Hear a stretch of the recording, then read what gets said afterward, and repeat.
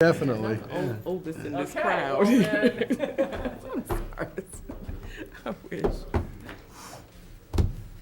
I need to make her feel welcome. Some of these Robin should be- I cannot hear. Mary Ann.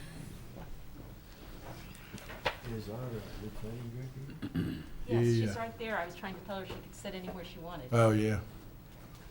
Well, my eyesight's terrible. I know, I'm saying. Oh, Can't see. We should probably have a little This seat for her too. Yes, like we they don't should. get. Oh, my eyesight's went to hell here in the last Hey, 2 months Jim? for some reason. I'm just go falling get apart. Robin and tell her to sit up here with you. I can't see beyond He's right hardly there, Carl coming there. in. Reassembled right now. I'm getting reassembled. Robin. Well, I hope the assembly goes pretty good. All the parts come back in the same places. Because I really look good with my arm down around my Well, belt. there she is. I couldn't find her. I couldn't find her. She was still Are we ready? Sharon? Oh. Ready? Yes, sir. All right, thank you.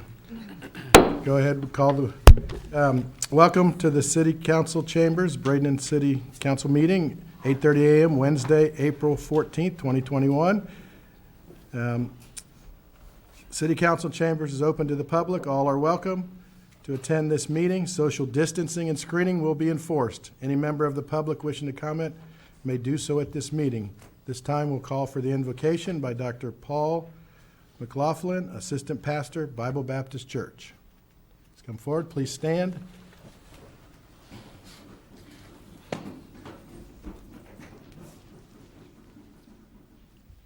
Thank you, Mr. Mayor.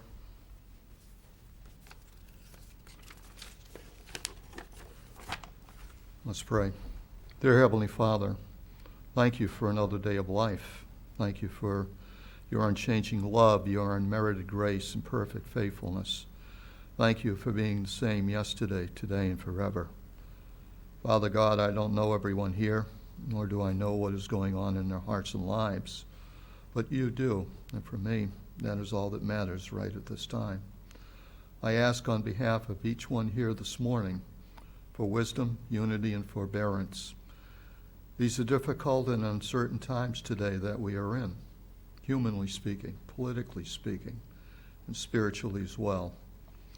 It is the prayer of the servant and sinner before these leaders and good citizens here that you would help us and give us clarity, that all matters to be presented and discussed would not divide us, but rather unite us and ultimately bless us.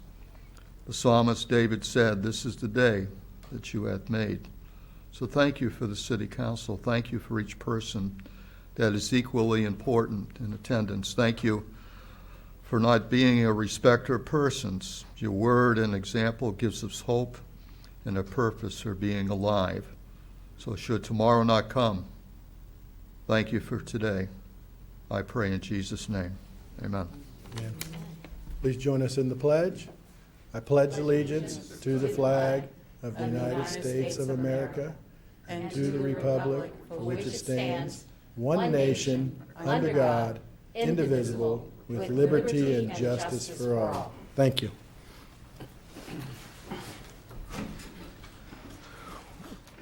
Call the meeting to order. Ms. Beauchamp? Good morning. We have 3 proclamations today. Start with the first one to read on behalf of the mayor. By virtue of the authority vested in me as mayor of the city of Bradenton, I do hereby issue this proclamation honoring National Public Safety Telecommunicators Week, April 11th through 17th, 2021. Whereas emergencies can occur at any time that require police, fire, or emergency medical services. And whereas when an emergency occurs, the prompt response of police officers and firefighters is critical to the protection of life and preservation of property.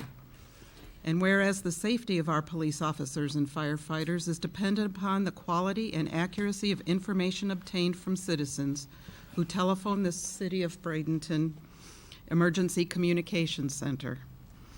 And whereas public safety telecommunicators are the first and most critical contact our citizens have with emergency services. And whereas they are a vital link for our police officers and firefighters by monitoring their activities by radio, providing them information, and ensuring their safety. And whereas public safety telecommunicators of the Bradenton Police Department have contributed substantially to the apprehension of criminals, suppression of fires, and treatment of patients. Each dispatcher continually exhibits compassion, understanding, and professionalism during the performance of their job. Now therefore be it resolved that I, Jean Brown, as mayor of the city of Bradenton, Florida, do hereby proclaim April 11th through 17th, 2021, as National Public Safety Telecommunicators Week in Bradenton, in honor of the men and women whose diligence and professionalism keep our city and citizens safe. Signed, Jean Brown, Mayor. Thank you. Chief? Thank you, Mr. Mayor, Council. I really think Ms. Beauchamp said everything that needs to be said, and thank you very much. These folks that we have in that darkened room, if you've ever gotten a chance to stop by, if not, please do this week. We're trying to treat them to snacks and surprises and gifts and what have you, but they do an incredible job in supporting the men and women of the Bradenton Police Department. He's going to speak for a second. It's an incredibly difficult job being on the other end of a phone and not really being able to act or know what exactly is going on, but our folks do it just in a great manner each and every day. And you want to say something? No, I just want to add to that. That is a unbelievable job, and you've got to be able to multitask, handle a ton of different things. Stress level that's on these folks is just amazing. So, we appreciate everything they do, and what a great job. Good group of folks. And I know if you've ever had an opportunity to have to call and what you go through, especially in an emergency, where they walk you through it and get you to the right people, and where seconds matter, and that's very important. So I know it's been many years that I had to call with my 11-month-old daughter at the time, but it was something that how important they are to our community, and that's very, very stressful job, sometimes in the dark room and situations, but we appreciate what you do. And thank you, Mayor. And the chief and I, we don't deserve this proclamation. Acting Manager Brad Myers, he's been filling that role now for a couple months. He does, so I'm going to let him take this and just say a couple words to you, but he's the one who deserves all the praise. Yes, thank you all very much for your support. It can be a thankless job from time to time, and it is definitely a stressful job, but we know that's important for these guys and on both sides of me, that we're here for them, and most important for our citizens. So thank you all. Thank you. Keep up the good work.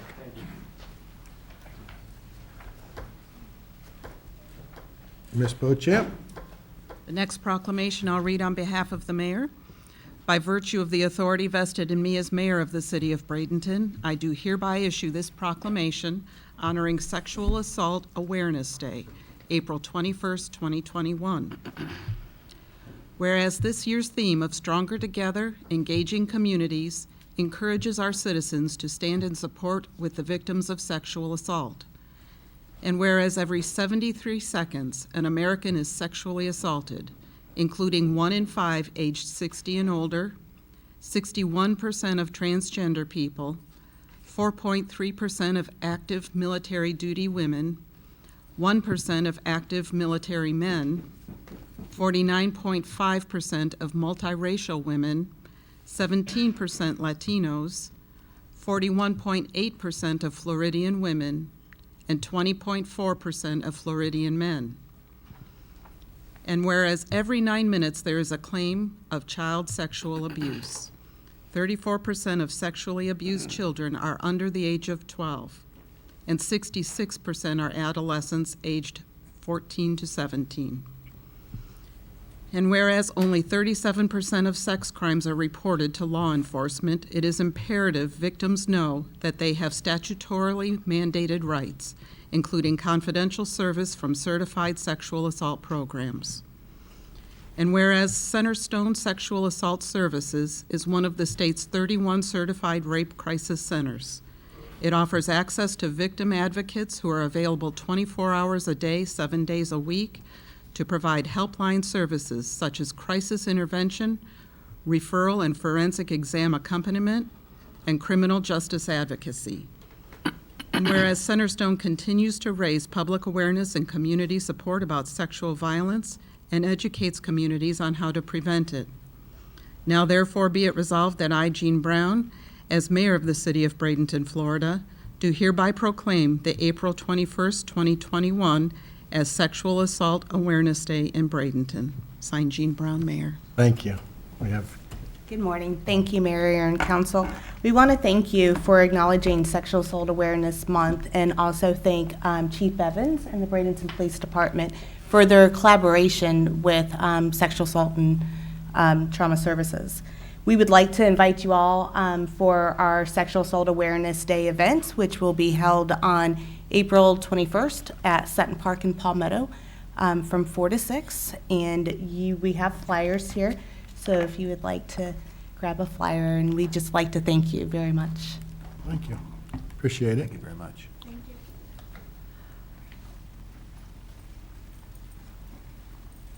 Right. Ms. Beauchamp?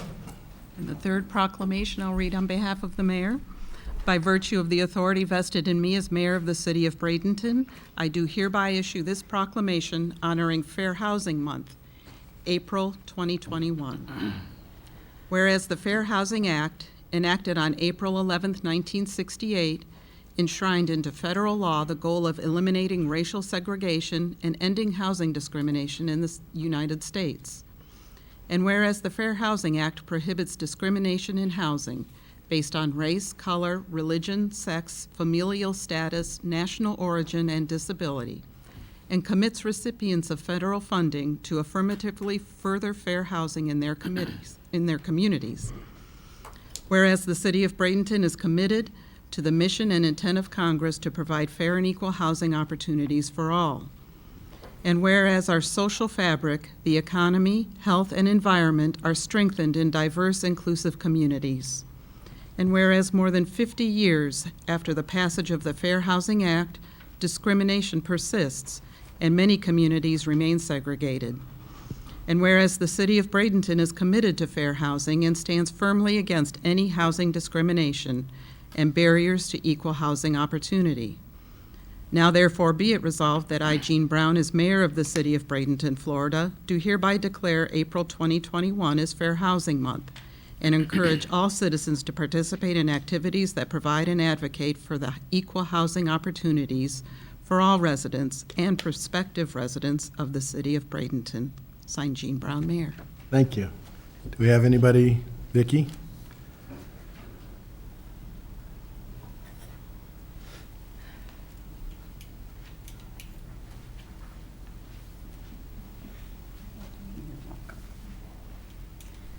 Thank you, Mayor and City Council. Short and sweet, thank you. No, thank you. I like it. Important. I like it. All right, moving on, no presentations today. We'll move on to the citizens' comments. Citizen comments will be accepted at this time on any non-agenda item. Comments on the agenda will be accepted at the appropriate time. So I have two. The first one is from Greg Bradenton. Please come forward, state your name and address, and you have 3 minutes. Good morning. My name is Greg Bradenton. It's 1501 30th Street West, Bradenton, Florida. And I'd like to say hello to Pat. How's it going? Hey. We used to be neighbors. Yes. Like 10 years ago. Yeah. So maybe this is premature. I haven't talked to my city council person who, not sure, I think it's Jane, 30th Street West. I'm not really sure. It's Patrick. Or no, maybe it's not. 1501. Okay. Anyway, so there's 6 large royal palms right on city property, right next to my property where I park. So I have 2 newer cars. I'm trying to preserve my cars. And the city has come out and they've looked at the trees and they say they won't cut them down. And so I'm kind of like out of options, like where to park to keep my car safe. And I'm just asking if the city would either reconsider cutting the trees down or paying for at least a slab of concrete on the easement of the city, on the city side, to keep my expense low if I'm going to try to pour a driveway other than that side yard, which the trees reside, where my driveway is. Mr. Mayor? Yes, ma'am. So is that even an appropriate question to ask at this time or in this venue? You can always ask questions. Okay, I didn't know. My question to Mr. McClellan is, do we have a survey of this area that shows where the city easement it begins and where this gentleman's property ends? We don't have a formal easement, but I can have our city surveyor verify the location of the property and determine if the tree. Well, I think that would be the first thing that we First would thing, need right. to do to be able to determine the exact ownership of the property where the trees are. Right. I know that the trees are on city property. I have the stakes, the metal stakes, and I've looked at the deed, and city property is 15 feet from the curb, and these are within that 15 feet. So you guys should verify it, though. Yeah, we need to verify that. Mhm. Mr. McClellan, would it be of any assistance to have this gentleman meet once the survey crew goes out there to show them his property deed, or no? What's the best way to do this? I mean, our city surveyor will research it and determine. So Okay. Just like he was doing a property survey. All right, good. All right, so it'll be what happened, starting that process and then follow up even with Ms. Barnaby first.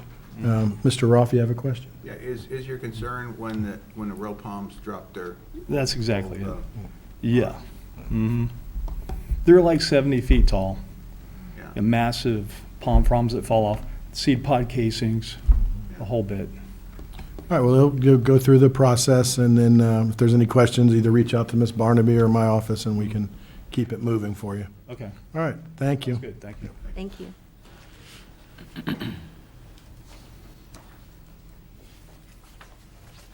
All right, Glenn Gibellina.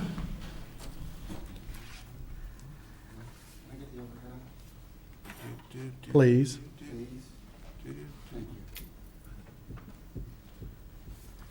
Fair housing, that's great. Glenn Jablina for the record, 71120 28th Street East. It's nice to have fair housing, we just don't have any affordable housing. Tomorrow, we're doing a workshop at the county, you're all invited. It'll be an 80-page presentation about how we're gonna make up the difference on the Sadowski funds. I sent you all an email last night about the Sadowski funds, and I want to make it very clear to you that our local representatives, Jim Boyd, Joe Gruters, Will Robinson, Tommy Gregory, all voted to raid the Sadowski funds. So I have yet, and for the record, that's the official vote from the House, and you'll see Gregory and Robinson's voted for the raid. Also, Jim Boyd and Joe Gruters did. So I had wrote them a letter and said, Dear Will, Tommy, and Joe, extremely disappointed in your voting record on the Sadowski funds. All of you told how we need affordable housing. Yes, you misappropriate these very funds. We count on you for affordable housing. There's no possible explanation you can justify to this taxpayer and voter of your actions. Shame on you both. 2 down, 76 to go. I will be writing all members, which I have wrote most of them, on the House and also the Senate. So I'm very disappointed with them. I also wrote the commissioners, and that's one of the reasons we're having the meeting tomorrow. Screwed again. It was heartbreaking to watch such a debate. Such a disservice to the folks that really need it. Jose Tomlo, who sponsored the bill, is an embarrassment along with the other 77 that voted to dismantle the Sadowski funds. There is no trust in this fund. They've been raiding it for millions for years. The House on Thursday voted 78-38 to approve the measure that would deprive more than $400 million in documentary stamps that have been the past target for known as the Sadowski funds for affordable housing. It's time to start looking for sources to make up the $223 million we got robbed again. So I'm asking this board, what are your intentions to make up the difference on the Sadowski funds? It's unfathomable that these elected officials voted against it when they come in our community and they tell us, yeah, we're aware of the problem, we're gonna help you all we can. And then they do this. And the funny part about this, if they would have voted not to rate it, it would have passed anyways, both in the House and the Senate. And those 4 elected officials could have came back to our community and said, look, we tried. We tried to reserve the funds for you. We understand the problem. What they do, they broke ranks, they went off the reservation, and they voted against it. Very disappointed with those 4 elected officials. Thank you. Any other citizen comment on non-agenda items? All right, thank you. Moving on to consent agenda. I hear a motion or comments. Motion to approve. All right, we have a motion to approve by Mr. Sanders. Is there a second? Second. Second by Mr. Rolfe. Any further discussion? Hearing none, we'll start the vote in Ward 2. Yes. Ward 3? Yes. 4? Yes. 5? Yes. 1. Yes. All right, carried unanimously. Thank you. All right. Ms. Beauchamp? Next, Moving under forward. Business Advertising, Petitions, Hearings, and Communications, we have the first reading of Ordinance 3077. An ordinance of the City of Bradenton, Florida, extending the temporary moratorium on the offering for hire of motorized scooters or micromobility devices, or issuance of any authorizations, permits, or franchises pertaining to micromobility, adopted pursuant to Ordinance 3055 and extended pursuant to Ordinance 3062 and Ordinance 3074, and providing that said moratorium shall remain in effect until November 14th, 2021, or shall terminate on the effective date of the city's adoption of an ordinance to regulate motorized scooters or micromobility devices.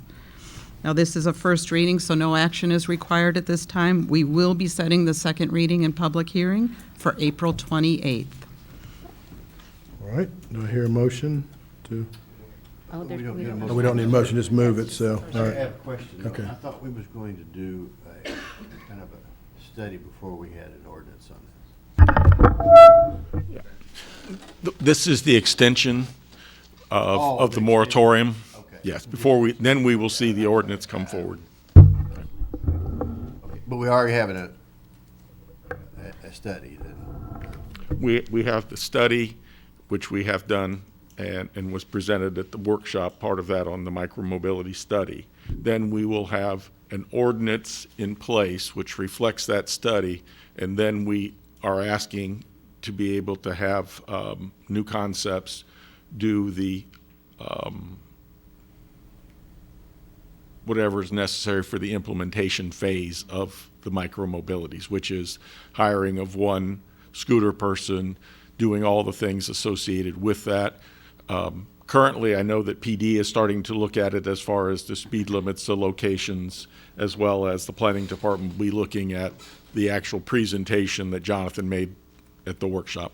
I thought we were going to have a task force, though, to look into that. PD is having that task PD is force ha- meeting. But with there's various members, even the council, we haven't even started that. That's why we're doing the moratorium, so that we can extend the moratorium for 6 months before we get pressured into doing something, right? Okay. Yeah. Just wanted to understand. Yeah. But I think we also said that, obviously, November 14th is the date we're putting, but if we can move it quicker to get it processed. So that's just, like you said, extending it to give us some more time to get that done. Chief? And when it says PD, we've invited all the city players, and I think we're all just looking at it from our respective areas. We're looking at public safety, planning's looking at it from planning, parking, that kind of thing, and I think we're gonna come up with some recommendations. That's my thought, each in our own silos there, and bring it to you all in a workshop. And then the thought was then that we could move forward towards an ordinance based on what we all thought of that. And they've already met once, I believe. We're getting ready to meet this week. All right, so it will come back to us before there's the next step. Okay. All right, perfect. All right, so date is set for April 28th. 28th, right, thank you. I do just want to check, you had brought up about that for Glenn Gebelino on a comment on that. Is that just, it's moving forward? Did you have something else you wanted to bring up? Yes, I will. All right, come forward, please, at this time.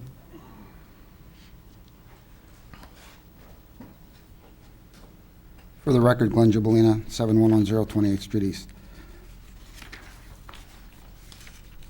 I think it's premature to put this 6 months out. I think you might be better inclined to do a month to month. I mean, we're going to be open for business here in probably the next few short months.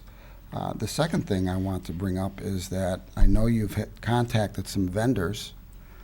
Those are really the stakeholders that are either going to make or break this ordinance. So you can do all the mobility studies you want internally, but until you bring the major players that are actually going to invest the money to hopefully rent that corner spot and let them bring their best practices to this board, so you can adopt the ideas that has worked in other parts of the country and other parts of the state. So I think you're leaving out a key component when you don't bring in the players that are actually going to do the heavy lifting to get these mobility items going forward. So I think without those companies coming in, and look, I'm big on not reinventing the wheel. If you can take the best practices that are already out there, like St. Augustine or Denver or some of the other places that I've seen that are successful, those are the folks you want to talk to. I mean, you guys are making this way harder than you should. And then they should go back to your mobility study and say, here's what we're bringing to the table. Here's what's worked in this part of the state. Here's what works in this part of the country. And take the best practices from them instead of doing this grinding thing. Oh, we're going to do it all internal from different silos. It's just a bad governance, bad business policy. You want to bring in those private industries to explain to you how it works in other parts of the country. Thank you. Thank you. And we've got that information that the chiefs reached out. We've all seen some of it, but it's going through our departments to find out what we feel that needs to be to make our city with best practices and worst practices that we've seen. So that is part of the process. And this is not a automatic 6-month moratorium.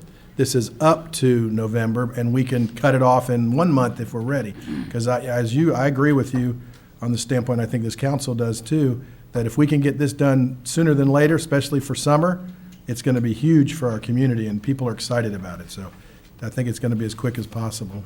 So, Mr. Callahan? Yes, just as a comment, New Urban Concepts, who put together our micromobility study and presentation, has taken best practices from those cities, from the ordinances they have written as to how they are allowing, and that gives us a baseline, and now we're taking that baseline to our own folks and doing the investigation here. But that's also the best practices that have come out of the requirements of the providers as well. So it's utilizing all that information to date. We're accumulating it, making sure that the baseline ordinance that he kind of put together fits the city of Bradenton, not some other town, and then see how it works for us, and then bring that back to y'all. Good. Thank you. Yes, sir, Mr. Roth? Well, and thank you, sir. And I've been doing this long enough to know that this is one of those issues that for every person that loves this, there's going to be at least one that hates it. And that Depends on your age. Well, yeah, and there's going to be business owners that thinks it's cool, and there's going to be business owners that says it's the worst thing we've ever done. And there's going to be accidents, and then there's going to be liability lawyers, and I mean, I wish we had. This is one of those things where the city does not have the authority to regulate. I mean, Tallahassee, will step in and say there's no rules then, if we don't come up with some kind of rules. But I just think in the future that this is going to be something, I've seen this in other places. I know that some people think it's really cool. I walk around communities and I look at liability issues, it's just who I am. It's, oh my God, that's dangerous, that's dangerous, that's dangerous. And, Ms. Jubbs. This job's really wrecked my life, by the way. Anyway, this is just, I think we're not rushing into anything. We're very cautiously moving into something that's going to have as many perils as pluses. Mr. Thank Mayor. you. Yes, ma'am. Mr. Rolfe, please know, I am laughing with you. I'm not laughing at you. I seriously, when I first got in this job, thought I was the only one that did that. We'd go on vacation, I'd be like, you can eat in these alleyways. I mean, crazy. Yeah, laughing with you, done it. Moving on, Ms. Beauchamp. We have no new business, and we have no unfinished business. All right, thank you. All right, council reports. We'll start in Ward 2. Oh, thank you, Mr. Mayor. Just wanted to let everybody know that tomorrow I get my second vaccine shot. So if you don't see me afterwards, I might have had the reaction that others have had. I'm praying that I don't. I'm praying that I have a easy time of it. So if I'm not here on Friday, you'll know why. I would also like to extend my deepest sympathies to the family of Ray Baden, who was a gentleman in this community that is known for many things. And the end of his life, one of the things that he loved to do the most was right before Christmas, he would pick 10 charities and give those 10 charities $10,000 to say, go do good. And I think if you want to remember Ray, that's a good way to remember him. Thank you, Mr. Mayor. Thank you. Mr. Rolfe? Thank you, Mr. Mayor. I just want to give a shout out to Public Works and Public Works Director. Had a situation, and this is the kind of stuff that happens all the time, is little things that need to be taken care of. But our new park, the Neal Park, we'd put attractive fencing down, separating the property owner from the adjacent property owner from the park. And we ran it right down to the seawall, and it was really nice. And for some reason, there probably was a need for it, but the property owner extended the fence line beyond over to the seawall, and they used an old baby crib and everything, and baling wire, and it was pretty unattractive. Bless his heart. Attached to our brand new fencing, and I just mentioned it to Jim, and it seemed like it was only a matter of days that I got a photograph of a nice black extension that goes over and suits the purpose, so that someone can't just walk around. So it's the little things, Jim. Thank you. Thank you. I have to ditto that one. Mr. Sanders? The only thing I have is we walked the new Riverwalk project park a couple of days ago. I and Jim and Mr. Callahan and NDC and Kimley Horn, and I think it was good to do that because there were some issues that we needed addressed that I don't think we'd even thought about just by physically looking at some of the stuff. So I'm pretty happy with how that went for the keeping the trees moving out, some parking and, seawall, et cetera. So I think that you're going to see a lot of activity. One of the buildings is tore down, and you're going to see some of the landscape start here real soon, probably this week, I imagine. And so that's ought to get a little news story. Sorry. Yeah, thank you, Mr. Sanders. And I know that you and I have talked a little bit. I was over there with some residents, and some of the misunderstandings or misinformation obviously out there is hopefully the residents are seeing now they do have an east-west throughway now from the Riverwalk East area, Powers property, what we used to call it, to the Glacier Gates Park now, that the apartments is becoming finished. And I think it's important that, it's not a direct route, but the city's going to work on doing a few things to get some direction. Some areas where there was some concern about parking with the new apartments is being addressed.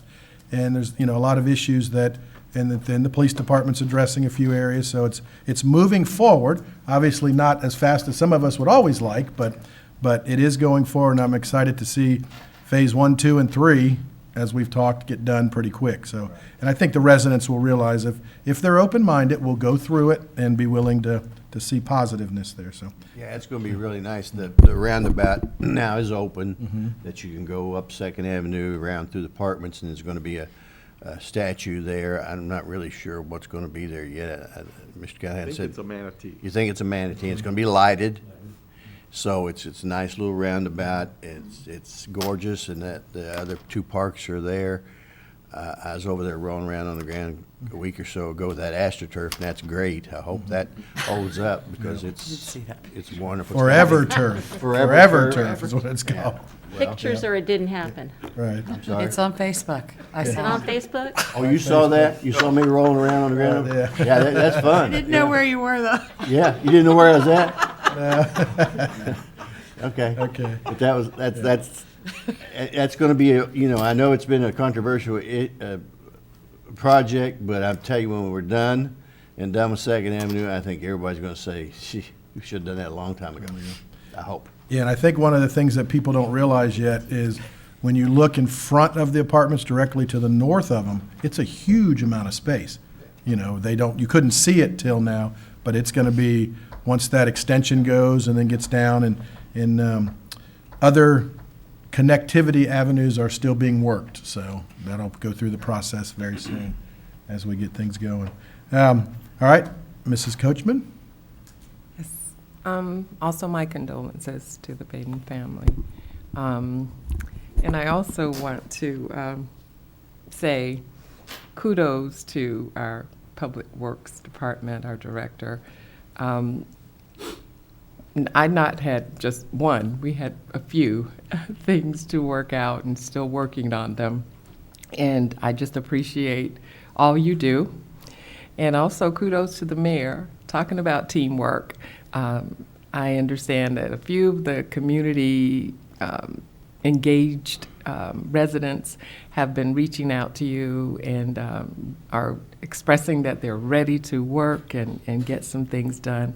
And I just appreciate that you're of the mindset to move along, and help the area. That's about it. All right. Mrs. Coker? Okay. I have to join the choir about our public works. We may have to do a proclamation or something here soon.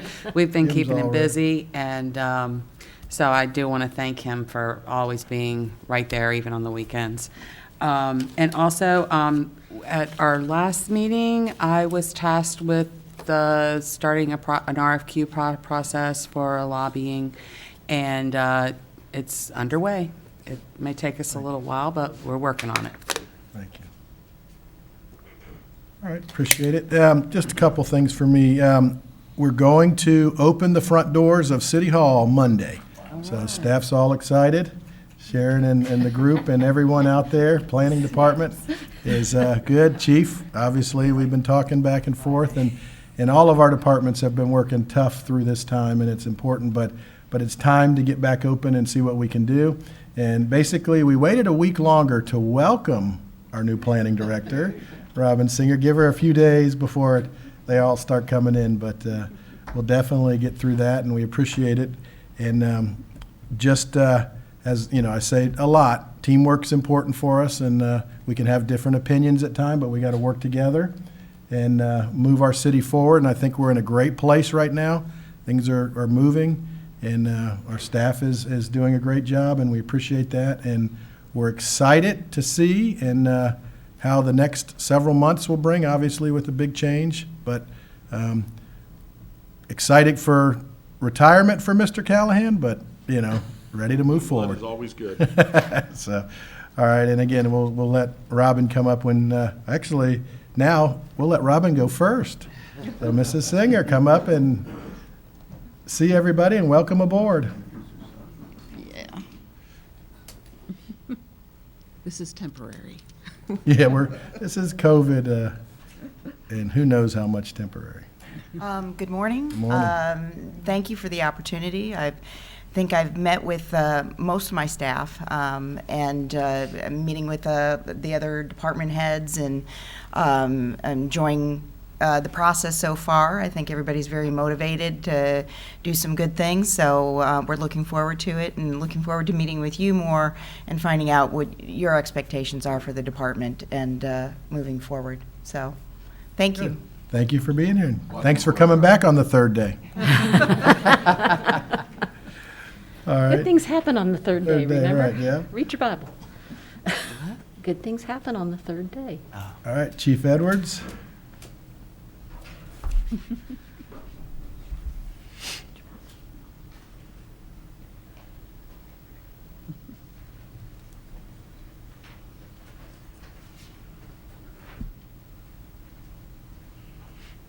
Just a quick reminder, with the parade coming up, was that April 24th, so next weekend? We normally do shuttles, so if you guys need rides down to your cars or down to the parade route at the beginning, park at our central station, and I believe we said 4:30 to 5:30, so that'll be available for you, so, and then we drop off usually right there at Central Station, so let me know. I'll send something out, just let everybody know our times and everything, but that's it. Thank you. Chief Edwards.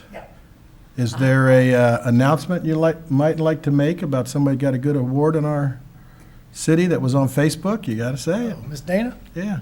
Yeah, she, our accreditation, she went before the board, you have to re-up, I think every 3 or 5 years for her, and did a great job. And, you know, it takes a lot, there's a lot involved with it and everything, and she has got her results back and said that she's been re-accredited for There's the only so many in position. the whole country, so Yeah. that's great Yeah. recognition for our fire department. Yep, it's good. So thank you. Yes, Mr. Roth? Yeah, Chief, Yeah. correct me if I'm wrong, you're going to retire in about 6 months? Yes, Okay, end so of the year, December. we should be considering what we're going to do. I know I've spoke to you personally. You think you have someone internally that might be. So I think we should probably figure out somewhere along the line, have a discussion as to whether we want to, look at the internal or, because if we know that from experience, it takes a long time to fill a spot sometimes. Yeah, we're going to we'll post it internal, let the internal part come forward, and then we'll bring it to us. Okay. Yep, whatever you wish to do.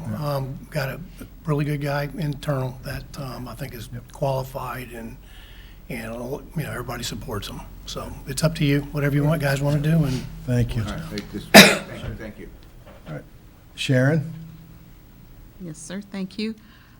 Just to follow up on opening the building, I'll be working with all of City Hall staff, making sure everybody's got the nuts and bolts in order, and we have protective equipment and safety things and all of those things that go along with the reopening. So, and Jeannie will be communicating in all of her normal places, plus doing an additional outreach to make sure everyone knows that the doors are open again. So we're working on that. I did want to remind you that on May 4th is the next Council of Governments meeting. The agenda items are due this Friday, the 16th, and the city is the host this time. Even though it's held at the Convention Center, it's the City of Bradenton's meeting, and the mayor will be the chair of the meeting, so we've got that special interest going. So any agenda items can come to us by Friday. That's all I have. You're doing it on Star Wars Day?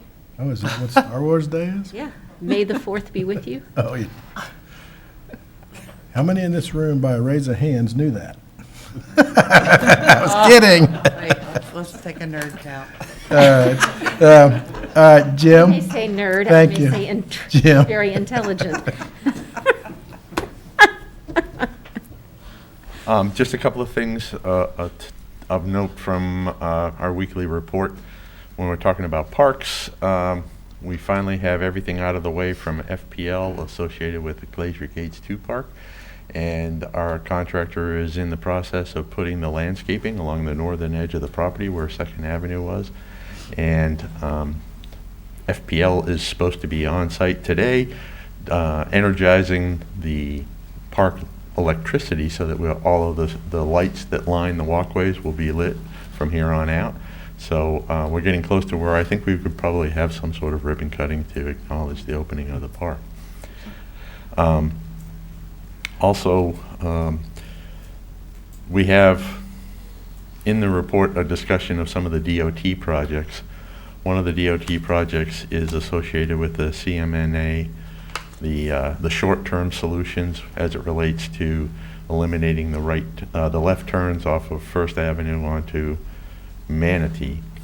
And one of the things that we've been working with the MPO is providing them some comments associated with this. Once we finally got some plans we have the preliminary plans from them associated with that, with some concerns we have about the ability of freight traffic, truck traffic to be able to make the turns, and maybe that there needs to be a designated alternate truck route rather than what they're proposing. So we're in the process of working with them on that. Also, there's a major resurfacing project for Manatee Avenue West that's in the works. As it was originally designed, we were going to have to relocate our water main, and in order to avoid that, you saw last week 2 days where we had a contractor out test pitting to locate the depth of the water main that's out there. You saw the traffic that came from that. Everybody involved, including DOT, all the way up to the higher ups in DOT, did not want us to be able to have to shut down a lane for any extended period of time to relocate that. So we've been working with them, and they have redesigned some of the footers for some of their structures, such that we're hopefully going to be able to leave our water main in place and not have to have a month-long closure of a lane on Manatee Avenue West, where everybody would be with their pitchforks and shovels coming to our office to let us know about that. So Close the doors.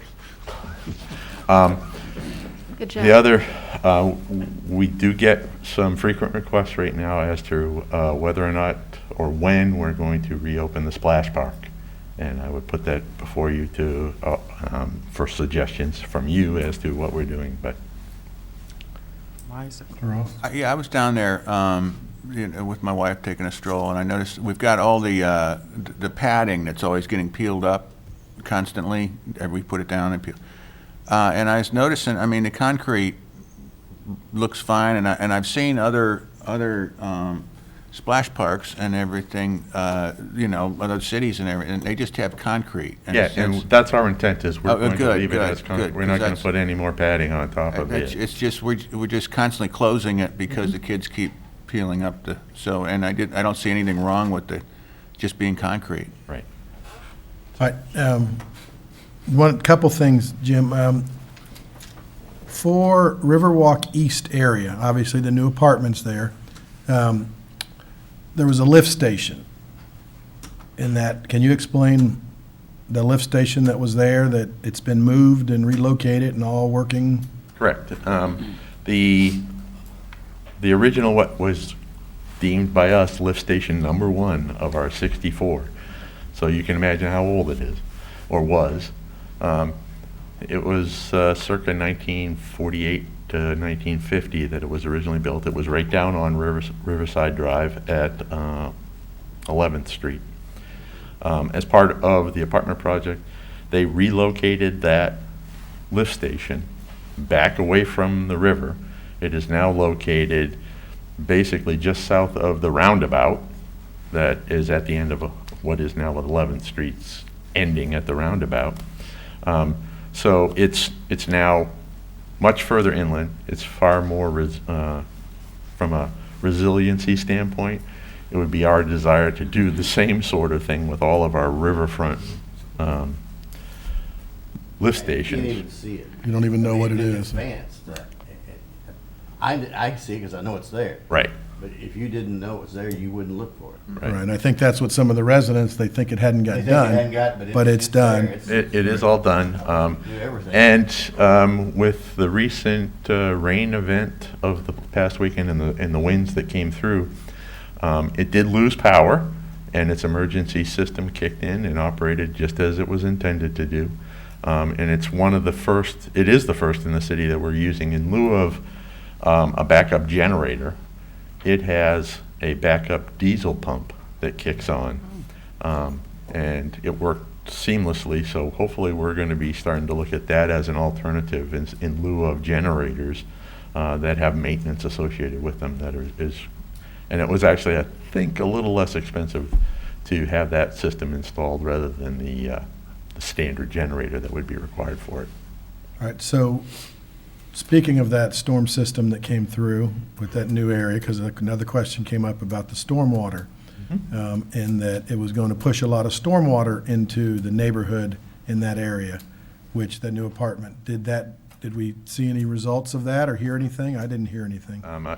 I did not receive any particular, that doesn't mean it didn't occur, but nobody called to Well, let us. that apartment complex was mandated to have vaults and different things to Yeah, keep the all of their stormwater on there. all of their parking lots have stormwater vaults underneath them, so that So it- in lieu of having a pond out and taking a plant, yes.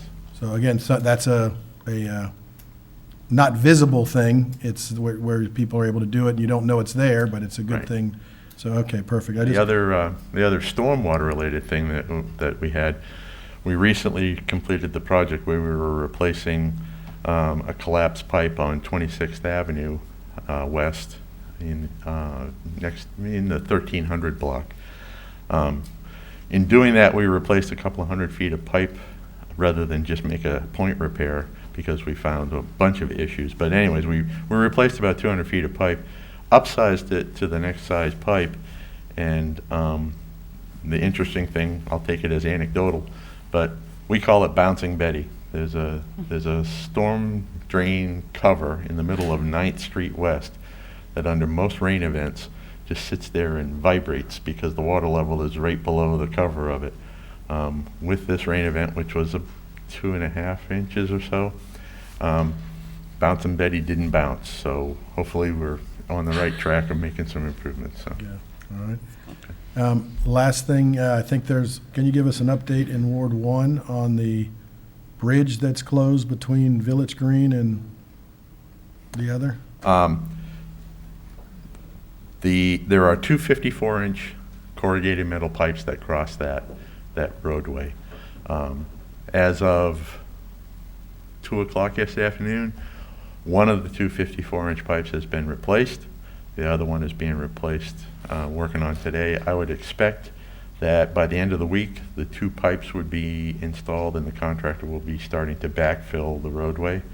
I don't anticipate that by the end of the week the roadway will be open for traffic, but I would say probably by the end of next week we might be in a position to have everything opened up and working. Good, and unfortunately, they had to trim a few of the oak trees along that to get their equipment in there. And it wasn't, obviously we're a tree city, we don't want to trim anything more than we have to, but they did the minimal that they had to. Our crews did the trimming of the trees associated with it, so it was our crews who did any of the tree trimming. Ancillary to that, or supplemental to that, FPL is doing a project adjacent to it, and had their tree contractor come in and trim one of the trees on the opposite end of the park that's there. It's an FPL project that is going to be taking power distribution to homes in the area underground from its current overhead status. It was permitted by us back in 2018, so it took FPL 3 years to get to the point where it's actually happening. And so I've had a number of conversations with the residents out there related to, hey, what's going on? Why is there all this paint in my backyard? And most of the people weren't even aware that there was a sewer main down the middle of the back of their yards. And so the gentleman it's his mother's house, and he was planning to put a pool in. He's like, well, geez, if there's a sewer there, I can't put a pool. You are correct. You cannot put a pool in your backyard. And a lot of that was state mandated by the governor back then when Irma came through to try to, I think, Right. clean up a lot of it and make it where if And you have FPL's another storm, right? FPL is doing a number of those projects around the city, so a number of residents will probably be calling with questions about what's going on, but ultimately it makes them more resilient to storm events. Right. Yep. So. All right, any other questions? Mr. Roth? Thank you, sir. I just wanted to point out that under consent agenda item L, we replaced, or we installed 3,700 linear feet of sidewalks for the school, Manatee High School Safety Improvement Project. Costs were just under $500,000 with about 300,000 coming from the state. So, it's just, I'm just pointing out, we've been talking about sidewalks where we put 3,750 square feet, linear feet. And the state picked up most of the tab, but we're still out 152,000. It hasn't happened yet, but that you approved the Well, contract to we're start, approving so. it, But it's just pointing out, it's a way of getting started. It's very expensive, but this is the way to do it, is just Yeah, we chip have, away whenever we can. we have a similar project that will be in next year's related to new sidewalk associated with Manatee Elementary, which I've met with Ms. Coachman about. So we take those opportunities to get federal funding to pay for new sidewalks. Obviously, that doesn't do much for us for repair of existing sidewalks, but we're moving forward with plans associated with that as part of the capital plan. Well, and this new infrastructure project that's being talked about, do you think we'll be able to use some of that money for old sidewalks? It kind of depends, because like right now, when we do utility projects, it's associated with our ADA transition plan. Basically, if we're doing an infrastructure project in an area and the sidewalk is not ADA compliant, we are including it as part of the project to bring it up to ADA compliance. ADA compliance doesn't apply to cracked sidewalk. If the sidewalk is, it's more associated with, are there ADA ramps at the corners? Are the side slopes too much on the sidewalk? I mean, there are some places in town where you can go and you'll find a sidewalk that, looks like a ramp to a roller coaster for some folks. Yeah. So, know. those are the ones that we're trying to address. But Most of them are on the county. My point is, because right now they're trying. Yeah. They're trying to define what is infrastructure. They're talking about broadband, childcare, and all Correct. that stuff. To me, infrastructure is steel and concrete. So, I'm hoping, because we've talked about this the whole time I've been on council. It's a big ticket item that, Well, and if this money comes through, I'm hoping that possibly we can divert this into something that we will probably never get around to doing otherwise. well, the, pedestrians, it is a mode of transportation, so, and it is part of the complete street concepts associated with any DOT project as well, so. Thank you. Thanks. All right. Scott, anything? Okay. Chief? Excuse me. I didn't know it was Star Wars Day, but I do know that Friday is National Pajama Day. All So, right. just letting y'all know, if the mayor lets you wear pajamas to work. Still working. I just wanted to share two things. You all don't get perf clips. Police Executive Research Forum is a national publication. We get it every day, and it kind of highlights, and I think the mayor gets it as well, it highlights different events going on in the world of policing nationwide. It's always a huge win. At the very bottom of perf clips, there's usually about 15 things. They have a perf picture of the day. This will now be the third time we've made perf clips in the past year. This one, it was highlighted on our Facebook page. We're going to actually frame this and bring it to the young man when we announced we were not celebrating, but acknowledging Autism Awareness Month. A mom contacted us about her son who was autistic, who dreams of becoming a police officer. We invited him down and had a kind of a show and tell out in the parking lot, and they put this picture on perf clips and highlighted the fact that we have the magnets in our cars and also some of the front plates. So just kind of a win for us, puts us on a national stage. I'm only here with good news today. The other thing I just wanted to share, particularly for you, Councilwoman Barnaby, because these are the stories aren't often told. I'm going to change the names here. I received this memo last week from one of my sergeants regarding one of my officers. He responded to a call where a 7-year-old had locked his grandmother out of the house, a young man by the name of, I'm going to call him John. As he was there, he got to know the grandmother and the young man and learned that this 7-year-old boy had been born with narcotics in his system, was severely abused as a very young child. In fact, his father is still in prison for that abuse. His mother is unable to care for him, so he's been in the custody of a grandmother, not doing well in school, some behavioral issues.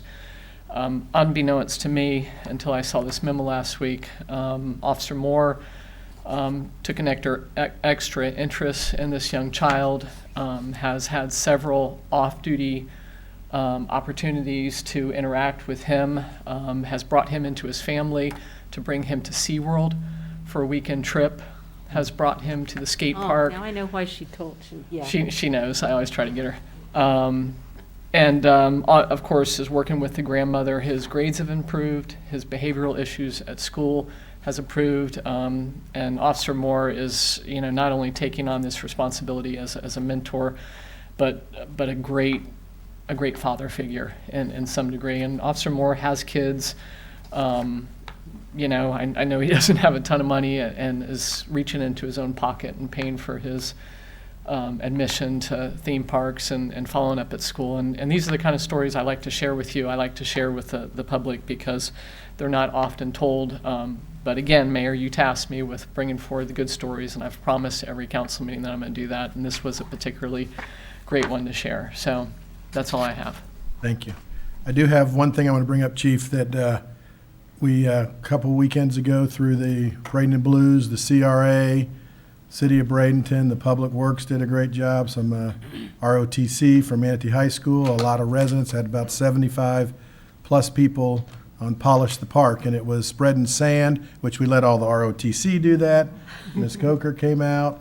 A lot of residents. There was residents that live on Riverwalk that went out afterwards and did some cleanup. And just a great thing that was organized through our CRAs, Bradenton Blues Foundation, City of Bradenton, Public Works, and everybody that was involved. It was fun to see it. And there was a comment made by some residents that said that, and we get a lot of complaints about how things look at times, but the comment was that over the last year, Riverwalk has started to look better. So some things that we're all doing, I think, as a community are making it better. And that was definitely a good one-day wow. And I know there's some big things coming, obviously, with the playground area and all of that. And maybe that forever turf one day and some of that grass in the center, task Jim with getting there, which I think would make that park even more attractive. So thank you to that group and the people that were involved. So I felt bad for Jim McClellan's lead with the paint. The poor guy just sat there shaking his head. Why we assigned the Explorers and me for the painting, people who don't paint, never paint. He finally just gave up on us spilling paint everywhere and said he'd come out with a pressure washer. But he was very patient with us. I appreciate. I can't think of his name right now. Who was it? Right. Yeah, he was very patient. I painted for half hour and I ruined a Please shirt. I don't know how I do that, but it really was. It was a good community event, and sometimes it wasn't just about what was accomplished. It was about bringing the city together with the community, with the neighborhood, and accomplishing something we could sit back and look at. So thank you. It was really a great thing. great job. Mr. Thank Mayor? you. Yes, ma'am. If I may, Chief. What came to mind is the letter that we received from a child that lives in Ward 5, and all he was asking for was for someone to put some signs up to slow cars down so that he can play safely with his friends. And your community officer was right on it, you were right on it, and had him out there and to speak with the young man and his grandmother. And you do way more good that we would be here the rest of the day talking about all the good things you guys do. Thank you. Thank you. Thank you. Mr. Callahan. Don't really have much other than Robin has some huge shoes to fill when she's seen this meeting, huh? There's some pretty high expectations now from that department director. No, you do see all the great work there. It's fantastic. For all the negatives you hear about what you guys are promoting and getting the department directors to get out there with the citizens and do is fantastic. So we look forward to more of that as we go forward. We're in the budget, those are the times that you guys need to set those priorities for us so that these kind of things, if they're important, we can make more of those things happen, so. All right. Anything else for the good of the order? All right, we will be adjourned. Thank you.